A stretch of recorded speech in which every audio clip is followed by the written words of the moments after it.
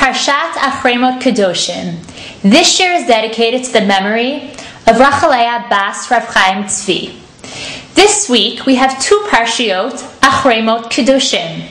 I would like to talk about one of them, the second, Parshat Kedoshim. So let us begin. Chapter 19, verse 1. Vaydaber Hashem el Moshe lemor. God spoke to Moses, saying, Daber kol hadat b'nei Yisrael, speak to the entire congregation of the children of Israel, v'amarta alehem, and say to them, Kedoshim tiyu, you should be holy, ki kadosh ani, Hashem Elokechem, because I, Hashem your God, am holy. We have a few questions about this command.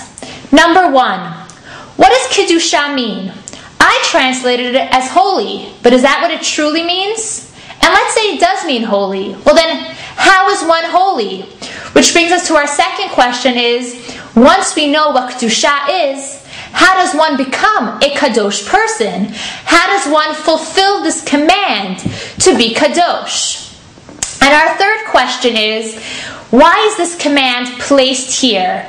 How does it fit into the context of what we've learned in last week's Parsha, actually not last week's Parsha, but the previous Parsha, Parshat Acharei Mot. So let us begin with Rashi. Turn to verse 2, Rashi, Kedoshim tiyu, you should be holy. Havu prushim min ha'arayot u'min ha'aveira.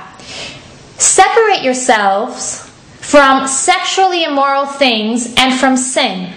Shekol makom she'ata motzeh geder erva, ata motzeh kedusha. Because every place you find a barrier referring to some sort of nakedness or a forbidden relationship, you find holiness. What is Rashi referring to? First of all, the word he uses here is erva, or plural arayot. What does that mean?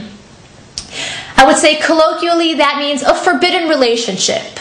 Erva technically might mean a part of the body that you're not supposed to expose.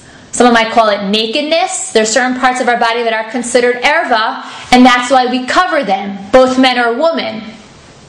At the same time, related to that, the parts of the body that are not supposed to be exposed to the public, we have forbidden relationships. Meaning you cannot show certain parts of yourself, personal, private parts, to this other person. You cannot marry this person. And when we speak about forbidden relationships, we call that arayot. Now, what Rashi is telling us here is whenever we are given a command and told, this relationship is forbidden, it's erva. These two people cannot marry. These two people cannot have an intimate relationship. We always find the word kedusha, or what we translate as holiness or sanctity. And that's why Rashi says, when we're told here, be kadosh, what we're really being told is, be careful not to have forbidden relationships. Be careful to distance yourself, to stay very far away, to be separate from one who you're forbidden to have a relationship with him or her. And then Rashi gives proof showing that the word kedusha, or holiness, or sanctity, but here Rashi's not translating it that way. Here he's translating it as being separate.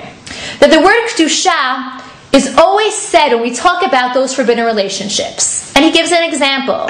Isha zona v'chalala v'gomer, ani Hashem mekadeschem. In chapter 21, verses 7 to 8, and also verses 6, we're told about forbidden relationships for a Kohen, a priest. A regular Jew, a regular Jewish man, can marry any other Jewish woman. But it's not that way for the Kohen, for the priest. The Kohen has different laws. There are certain women who he's forbidden to marry. For example, a zona, a prostitute. Somebody who has been a prostitute is not allowed to marry a Kohen. This is considered erva for a Kohen. It is a forbidden relationship. A regular Yisrael, a regular Jew, would be able to marry a woman who formerly was a prostitute, but not a Kohen, not a priest. So for him, this is considered erva. And when he's he's given the command and told, this is the women you're not allowed to marry, God says, because I am Hashem mikadeschem. Again, we might translate it, who makes you holy. But the way Rashi is translating it is not who makes you holy, but the one who makes you separate. The one who tells you who you're allowed to have an intimate relationship with and who you're not allowed to have an intimate relationship with. So here too, when we're told, Kedoshim Tiyu, when the entire Jewish nation is told, be holy, what does that mean? According to Rashi, when we are all commanded, be holy, we are being commanded, distance yourself from forbidden relationships. Be holy in that personal aspect of your life. And again, where do we see forbidden relationships being spoken about in the Parshat?